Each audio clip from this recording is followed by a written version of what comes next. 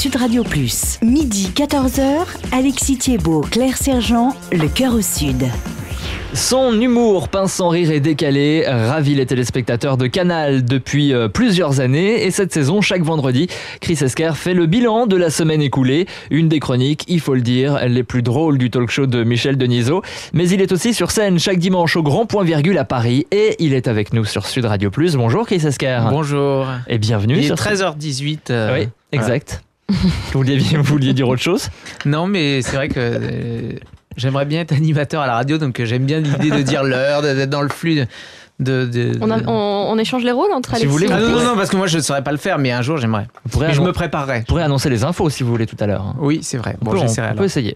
Alors, donc on disait, chronique. Finalement, là, en fait, vous dites que vous voulez être animateur radio, mais vous connaissez la radio quand même. Oui, mais je connais que par la porte des chroniques, des papiers, donc c'est un exercice qui est parfois frustrant parce que on vient pour 2-3 minutes ou. Oui. Mais j'aimerais être capable d'assurer pendant de longues minutes, voilà. Mais c'est un exercice, faut essayer en fait. Alors la radio, vous y êtes en ce moment, oui. Sur Sud Radio, mais aussi sur une radio concurrente, mais néanmoins amie. À la télé, on vous voit donc sur Canal, sur scène.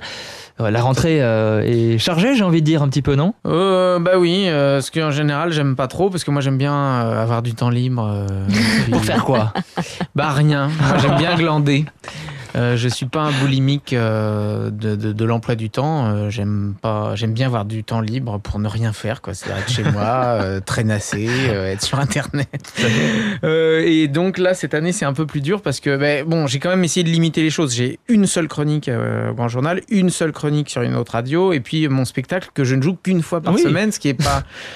Mais bon, du coup, j'arrive à m'en sortir. C'est en faisant une chose. Il faut ça. Là, enfin, c'est quand même long. Hein. Chaque truc me prend sur Canal. Ça me prend. Après, voilà, il faut expliquer à nos auditeurs de Sud Radio que Chris Esquer nous expliquait hors antenne que la rédaction d'un papier, ça peut vous prendre une journée. Oui, alors par exemple, sur mon papier à la radio, ça me prend une grosse journée. Ma chronique sur Canal, elle me prend 4 jours parce que je dois déjà regarder toutes les émissions de la semaine. Donc ça fait déjà une journée de visionnage sans rien avoir commencé. On n'a pas encore commencé à travailler.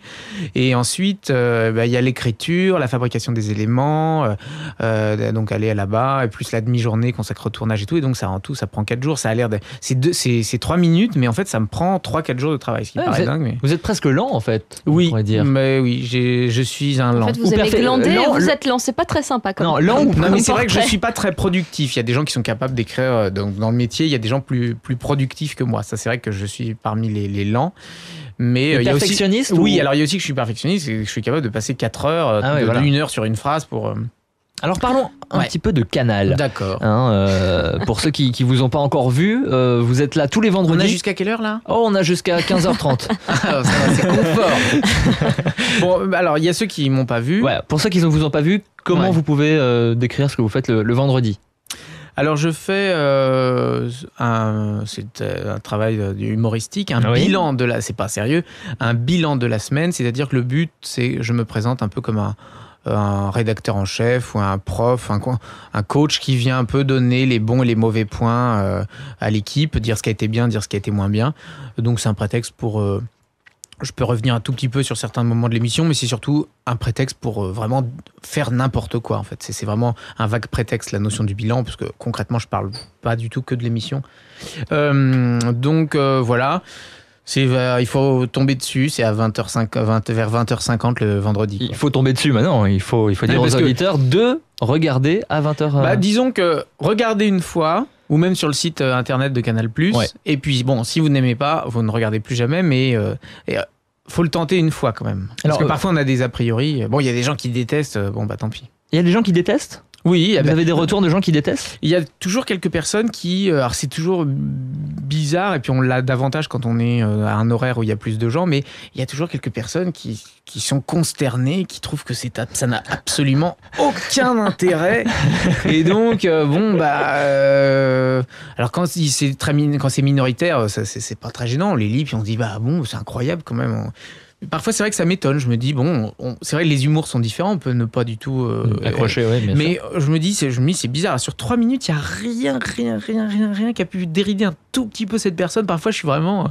Ça peut être décourageant. Mais bon, faut pas... Ça vous touche pas plus que ça? Bah non, parce que en général, on espère que c'est une minorité. Oui. Et puis, on peut pas... Tout n'est pas drôle. Chacun est libre de rire à ce qu'il veut. Hein. Donc sinon, on fait pas ce métier. Enfin, rassurez-vous, dans l'ensemble, ici dans les couloirs de la radio, quand on vous a dit qu'on vous recevait, eh bien, il y a eu beaucoup de bonnes réactions très positives. Ah voilà. bon, c'est bien. Ça peut Parce vous qu'on a rassurer. besoin d'être soutenu aussi. On a besoin que des gens nous disent. Sinon, c'est un métier décourageant. Vous faites... venez plus souvent à Sud Radio oui. alors. Bon. Mais oui. On va vous remonter le moral. La bonne humeur du Sud. Mais exactement.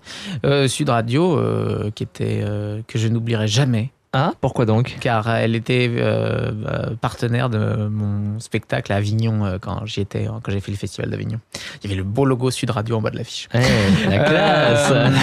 La classe. Ouais, donc, oui, je reviendrai, promis. Est-ce que vous bossez tout seul? Vous avez des gens un peu autour de vous? Non, moi je travaille tout seul. Et pourquoi? Parce que j'ai pas trouvé d'auteur. C'est compliqué de travailler... c'est comme les gens qui écrivent des bouquins, hein, souvent ils le font seuls. C'est compliqué quand on veut être vraiment entier soi-même. Ça dépend ce qu'on fait. Moi, je fais pas de vannes.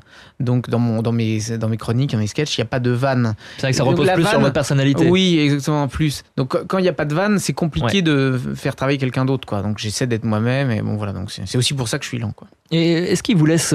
Enfin bon, il y a une équipe technique là-bas quand même, des graphistes, des monteurs et tout ça. Mais... Ah, vous ne faites pas vous-même vos infographies Non. Et est-ce qu'ils vous laissent carte blanche totalement au Grand Journal? Oui, alors je suis même un peu surpris parce que je pensais que... Qu'il y avait des relectures? Oui, je me disais, et ça me paraissait normal que dans une émission un peu plus exposée.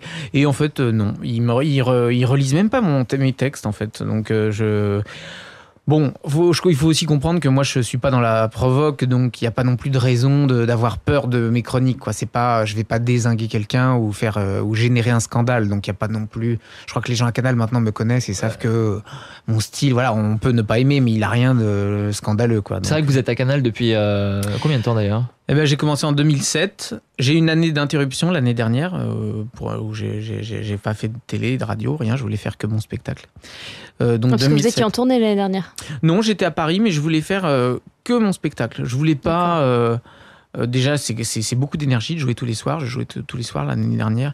Puis j'aime pas l'idée de faire 50 000 trucs Et puis je voulais aussi que les gens viennent, mais pas parce que je faisais des chroniques.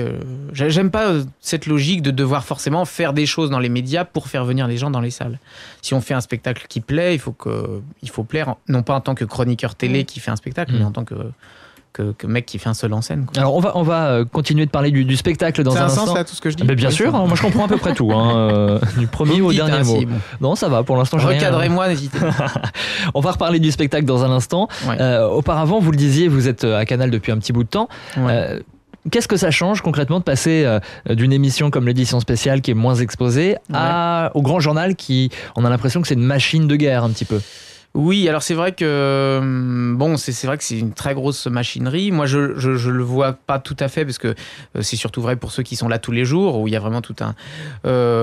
Pour moi, pour la préparation du travail, ça change pas grand-chose parce que ça reste quand même le même métier. Mm-hmm. Donc dans la façon de travailler, ça change pas grand-chose. La pression est la même ou alors vous la en avez pression, pas, en fait, j'en avais plus à l'édition spéciale parce que comme je commençais, j'étais plus jeune, j'étais moins expérimenté, donc j'en ressentais plus. En vrai, il y en a sans doute un peu plus au Grand Journal, mais comme maintenant je commence à être un peu expérimenté. Ah, on a sonné. Donc non, en vrai, j'ai pas plus de pression. Et enfin moi maintenant, je me mets moins la pression. Et en termes de notoriété, il y a quelque chose qui change. Et puis c'est tout. Oui. Et en termes de notoriété, est-ce qu'il y a quelque chose qui change?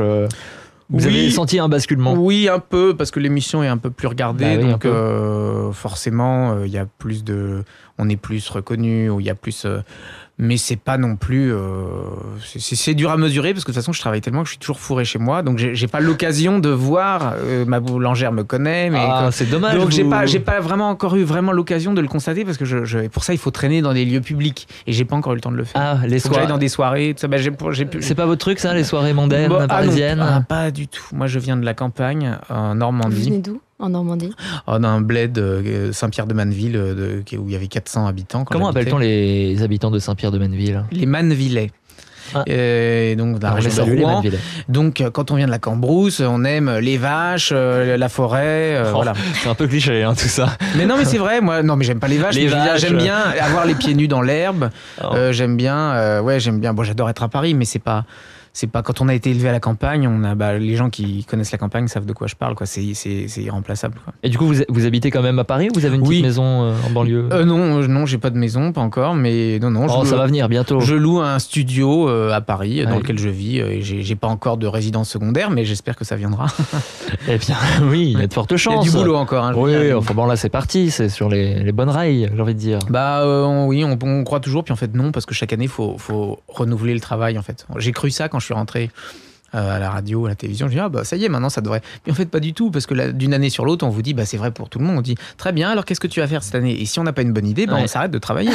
Donc en fait, malheureusement, on n'est pas tranquille. En tout cas, cette année, radio, télé et scène également. Et justement, la scène, le spectacle, on va en parler dans un instant, juste après le rappel des titres sur Sud Radio Plus. À tout de suite. Sud Radio,